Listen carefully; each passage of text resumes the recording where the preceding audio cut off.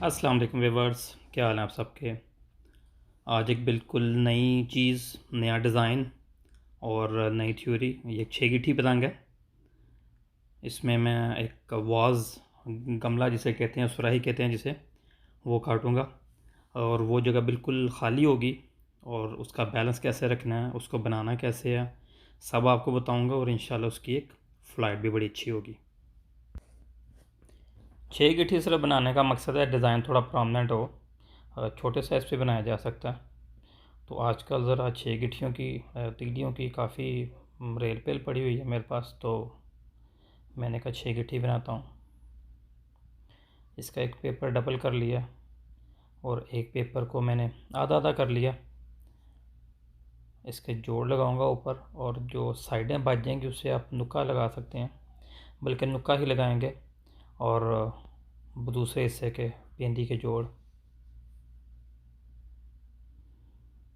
Frame जब भी काटें, मैंने पहले भी अपनी वीडियो में बताया कि पेंसिल से मार्किंग कर लें, फिर काटें प्रॉपर उसे। ये इसके निशान है। ये पेंदी का निशान, जितनी पेंदी का चक जिसे कहते हैं साइड है, और ये जितना चौड़ा इसका नुक्का रखना है। जैसे मैंने पहले भी अपनी काफ़ी वीडियो में आपको तरीका बताया कि इसको जो बुकरम या टिकन या कुंदे हैं, ये वही कपड़ा होता है जो नॉर्मल कॉलर में यूज़ होता है, मार्केट में अवेलेबल है। आप ये यूज़ करें, इससे ना साइड फटती नहीं है जल्दी। इसको मैं लगा के फिर इसको डबल फोल्ड कर दूंगा और इसको रख दूंगा। जब ड्राई हो जाएगी तो इसमें ढोल की तीलियाँ लगानी है, जोड़ा डालना बड़ा आसान हो जाएगा।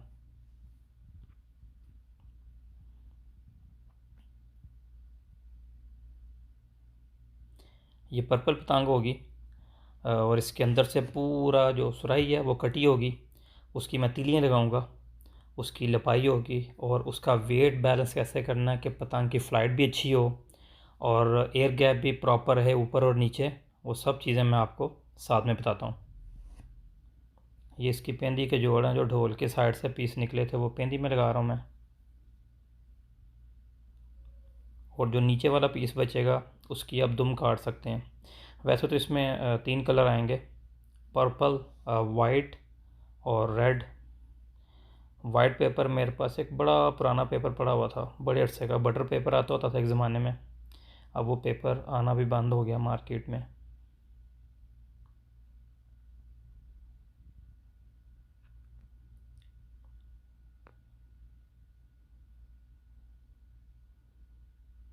ये पतंग जब पूरी बनेगी तो आप देखेंगे कि बिल्कुल अनोखी पतंग। मैं डिटेल में सब चीज़ें बताऊंगा तफसील से। तो इसकी 2 वीडियो होगी। एक वीडियो ये जो आप देख रहे हैं, और एक वीडियो मैं इंशाल्लाह नेक्स्ट अगले दिन अपलोड करूँगा, जिसमें आपको डिटेल से सारी चीज़ें बताऊँगा ताकि आपको इसकी लर्निंग में आसानी रहे। इसकी ढोल की तिल्लियों का साइज़ है 53 इंचज़। मेरी कोशिश यही होती है, मैंने आगे भी काफ़ी वीडियो में बताया, कि एक बिल्कुल नेक नियति से जो भी चीज़ें शेयर की जाएँ, बताया जाए, ताकि जो बिगनर्स हैं या जिन्होंने लर्न करना है या जिन्हें कुछ चीज़ों की नॉलेज नहीं है, उनको प्रॉपर चीज़ें शेयर हों। फिर भी कोई चीज़ आपको समझ ना आए या आप समझें कि आपको चीटिंग लग रही है, आप बिल्कुल शेयर करें। मैं इंशाल्लाह नेक्स्ट वीडियो में उसे प्रॉपर शेयर करूँगा, और जो कोई इन्फॉर्मेशन या नॉलेज होगी मेरी, मैं आपको ज़रूर बताऊँगा।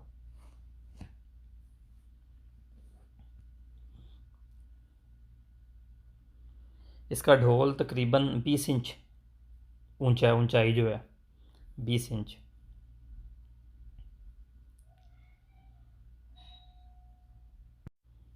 इसकी जो ढोल की तीलियों की छिलाई है, वो मैंने उसकी छाती थोड़ी बड़ी रखी है, तकरीबन जहाँ से पेंदी का चक आता है वहाँ से इसकी छिलाई की है।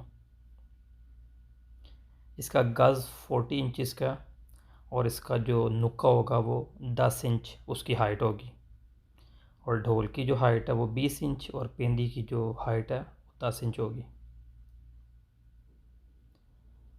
इसको गज़ बांधने के लिए मैं जो नॉर्मल जो कपड़े सीने वाला धागा है वही यूज़ कर रहा हूँ। पंजाब पे जैसे पतंग ने मलका बन के राज किया, उसी तरह गुड्डे ने भी बादशाह बन के राज किया। और नो डाउट पतंगबाजी के साथ गुड्डे का एक बहुत बड़ा ताल्लुक़ है। स्पेशली मैं बात करूँगा लाहौर की। तो लाहौर काइट मेकिंग के हिसाब से एक एक्सपोर्ट है। और गुड्डे में मुझे गुड्डे बड़े बड़े मेकर्स के पसंद हैं, बड़े बड़े अच्छे मेकर गुज़रे हैं। उस्ताद मोइन ब्रदर्स, मुनीर अहमद शादबाग वाले, सलाहुद्दीन, उसके बाद उस्ताद उस्ताद जहांगीर। स्पेशली उस्ताद इसरार और उस्ताद जहांगीर, ये वो बंदे हैं जिन्होंने तकरीबन 95% गुड्डे ही बनाए हैं, और इनका बड़ा नाम है गुड्डे बनाने में। आप ये कह सकते हैं कि इन्होंने PhD की हुई गुड्डे बनाने में, और इंतहाई मास्टर बंदे जिन्होंने अपनी सारी उम्र में लाखों के हिसाब से गुड्डे बना दिए। नुक्के का धागा, इसको थोड़ा सा फ्लेक्सिबल रखें जब आप नुक्के की लपाई करें। ये मेजरमेंट आ गई हैं नुक्के की हाइट की। जब आप नुक्के की लपाई करें, आप बगैर टक वाले नुक्का लगाएं, 2 टक वाला लगाएं या 1 टक वाला नुक्का लगाएं, तो उसमें आपको जब जितना आपने टक या जितना नुक्का डीप करना, उसमें आपको तंगी ना हो, या नुक्का बहुत ज़्यादा खिंच ना जाए या बिल्कुल लूज़ ना हो जाए। 1 टक वाला नुक्का लगाता होता था नन्ना और साईं।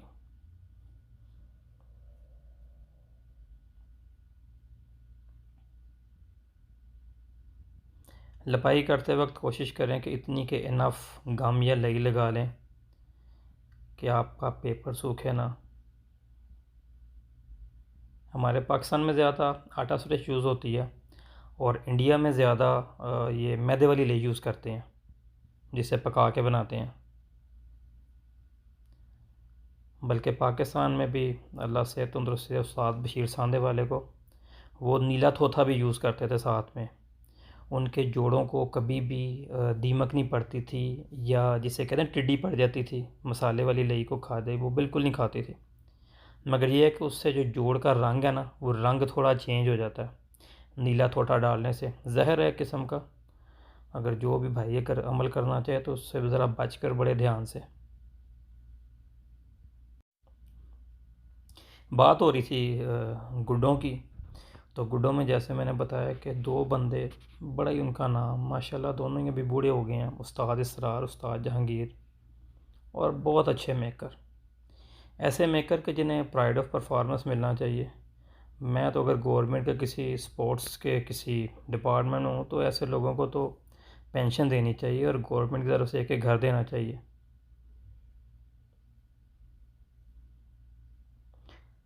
इसकी जो पेंदी का धागा है, उसकी जो लेंथ है 11.5 इंच, 11.5 इंच जो धागा है उसकी लेंथ है।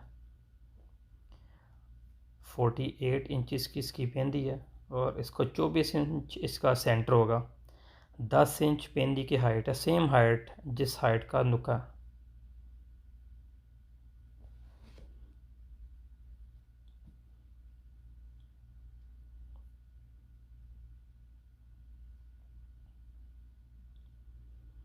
इसको मैं पेंदी लगाऊंगा। पेंदी लगाने के बाद मैं फ्रेम काटूंगा सुराही का, और उसको ऊपर रख के उसकी कटिंग करूंगा, और उसकी जो तीलियाँ मैंने बनाई हैं, अब बिल्कुल एक ही लेंथ होगी नुक्के से लेके नीचे तक। उस सुराही के जिस तरह उसका फ्रेम कटेगा उसी हिसाब से लगेगी। इनके बीच में कुछ मैं स्टिक्स लगाऊंगा। स्टिक्स लगाने के 2 रीज़न है। एक तो जो झुकाव आपने सुराही को देना है उसको हैंडल करना, और दूसरा जो बीच में गैप होगा हवा की वजह से वो आगे पीछे ना हो या बैलेंस को आउट ना करे, तो उसको पकड़ने के लिए वो स्टिक्स बीच में लगाऊंगा, जिनको मैं सुपर ग्लू लगाऊंगा। इधर सऊदीया में हमारे सुपर ग्लू आती है, पाकिस्तान में आती है एल्फ़ी के नाम से, शायद अभी और भी कोई नाम आते हों। इंडिया में आती है फेविकोल के नाम से। इधर बल्कि और भी आती हैं, जर्मनी की बड़ी आती हैं, यूहो आती है, स्टेडलर की आती है, कुछ लोकल कंपनी है, रोको लिनो, उनकी भी आती है ग्लू। वो स्टिक को इसलिए लगा रहा हूँ मैं कि एक तो जब कभी पतंग उड़ती है अक्सर नीचे गिर जाती है या कहीं दबाव आ जाता है, तो वो जो बैलेंस है जो स्टिक्स लगाऊंगा वो आउट ना हो। लिपाई जब भी करें बड़े नरम हाथों से करें और प्यार से करें।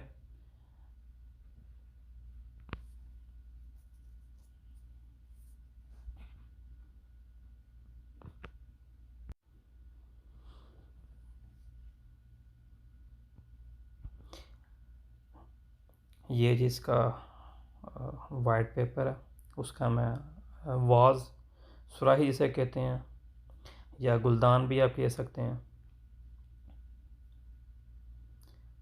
ये तकरीबन पतंग की हाइट का मैंने कागज़ लिया।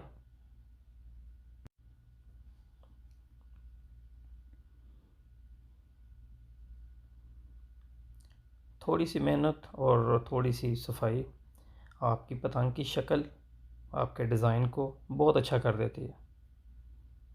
इसकी मैं मार्किंग करूँगा पेंसिल से और जब इसकी कटिंग करूँगा तो ये तकरीबन 3-3 सूत्र मैं अंदर से करूँगा और लाइन के ऊपर जो मैं इसके तीलियाँ जो बनाई हैं वो लगाऊँगा और जो 3 तकरीबन सूत्र हैं उसकी लपाई होगी उन तीलियों के ऊपर। ये पूरा सुराही की तरह पेपर सारा मैं काट लूँगा।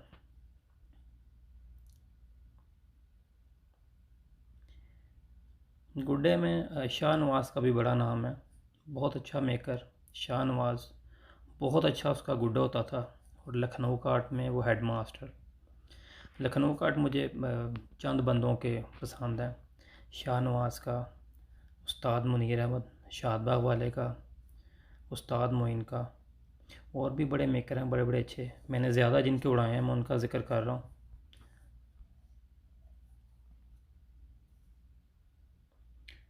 कोशिश करें जब ब्लेड वगैरह का इस्तेमाल करें, कैंची का इस्तेमाल करें बड़े ध्यान से, और पतंग को जब मूव करें बड़े एहतियात से करें ताकि जो पेपर आपका साइड पे फट ना जाए। और जितना भी बाकी काम है उसके लिए भी ज़रा थोड़ी एहतियात की ज़रूरत है। इन स्टिक को भी मैं इधर वही सुपर ग्लू लगाऊंगा ताकि पकड़ लें। इसके डिज़ाइन ने बनना है तो बिल्कुल ये देखें, ये ग्लू जो है ये ढोल के सेंटर में एक मैं तीली लगाऊंगा, जो सुराही की जो ऊपर वाली नेक है, जो गर्दन है, उसकी जो गुलाई है उसके साथ एक तो उसको मैं बांधूंगा धागे के साथ, और दूसरा उससे वो उसकी ग्रिप हो जाएगी। और जो सेंटर में ये देखें जो गैप आ गया, अगर ये स्टिक नहीं लगी होगी, उनको होल्ड नहीं करेगी, तो ये हवा में जो पर हैं आगे पीछे होंगे उससे तीलियाँ टूट सकती हैं या पतंग फट सकती है। तो मेन चीज़ें ऐसा जो स्पेशल डिज़ाइन होता है उसके लिए सबसे पहले ये देखना होता है कि बैलेंस कैसे रहेगा। खाली ये नहीं है कि आपने बस एक चीज़ देखी उसको बना दी, मेन चीज़ है उसकी बैलेंस कैसे रहेगा। आप इतना पेपर बीच में खाली छोड़ रहे हैं, आए इसकी फ़्लाइट प्रॉपर रहेगी, पतंग घूमेगी तो नहीं, या ख़राब तो नहीं होगी, या अनइवन इसकी फ़्लाइट तो नहीं होगी। तो ये सारी चीज़ें काउंट करती हैं। इन चीज़ों का बैलेंस रखना बड़ा ज़रूरी है। इधर मैंने पहले सुपर ग्लू लगाई थी और अब उसको ऊपर लई लगा दी है। इसको मैं जो चक है पेंदी का उससे थोड़ा सा अंदर करके जहाँ पे सुराही लेके गया हूँ बांधी है, ये थोड़ा सा मैंने चक के अंदर इसलिए रखा है कि जो जिसे कहते हैं ना जो चक के ऊपर टिक्का है, जैसे पंजाबी में कहते हैं कि वक्खी का जड़ा निशान है, ये उसके ऊपर भी टिक्का लग सके ताकि जब फ्लाइट हो इसकी तो वहाँ से फटे ना। नॉर्मली क्या होता है, अगर झुकाव अंदर हो पतंग का तो जब वो पतंग हवा में उड़ती है, ऐसा डिज़ाइन हो, तो वो बिल्कुल उस जगह से ज़ोर आने की वजह से पेपर फट जाता है। और बड़ी पतंग के लिए तो वैसे भी बैलेंस बड़ा रखना पड़ता है। छोटी पतंग इतने एयर को नहीं रोकती जितना बड़ी पतंग रोकती है। ये पेंदी में देख रहे हैं आप, इसके एक मैंने ढोल में लगाई और एक पेंदी में। इनका जो मेन मकसद जो पर हैं इनके, यानी कि जो बीच में से जो साइडों वाले पर हैं, जो जो हिस्सा पेपर वाला रह जाएगा उनको मूव ना करने दें, होल्ड करके रखें ताकि जब फ्लाइट हो आप पतंग उड़ाएं और जब किसी अच्छे कैमरे से जूम करके देखें तो ये सारी चीज़ें सीधी हों।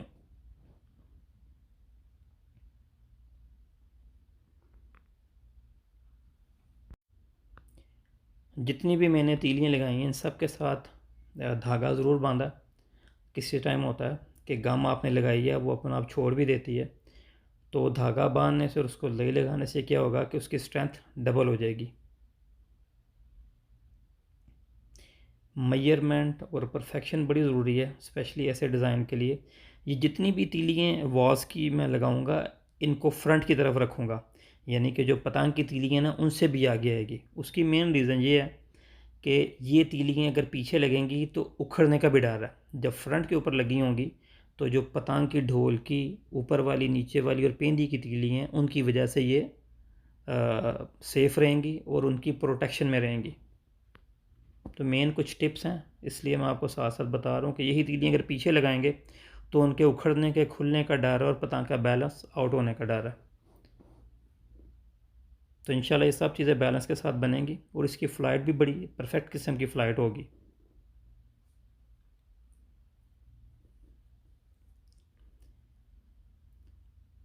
आज की इस वीडियो में मैं बस ये स्टिक्स लगाऊंगा इधर तक, इसका फ्रेम बनाऊंगा और नेक्स्ट वीडियो में मैं आपको इसका बाकी काम बताऊंगा। इसके ऊपर जो डिज़ाइनिंग होनी है वो कैसे लगनी है, जो एयर गैप है वो कैसे होता है, और ढोल कितना के कवर होना चाहिए और पेंदी कितनी के कवर होनी चाहिए। बात हो रही थी हमारी गुड्डे की, उस्ताद इसरार की और जहांगीर की। उस्ताद इसरार का गुड्डा बहुत माना ताना गुड्डा है और बड़े मशहूर उस्तादों में काउंट होते हैं। उस्ताद इसरार ने एक मरतबा कहा कि एक बंदे ने मेरा गुड्डा ठीक करवाया। मैं बड़ा परेशान हुआ, मैंने कहा कौन? तो उन्होंने एक बंदे का नाम बताया। वो बंदा भी, जिसे कहते हैं ना कि बादशाह गुड्डा बनाने का, उस बंदे का गुड्डा भी कमाल गुड्डा। मैं इंशाल्लाह अपनी नेक्स्ट वीडियो में उनका ज़िक्र करूँगा, आपके साथ डिटेल में बताऊँगा। बड़े अच्छे इंसान।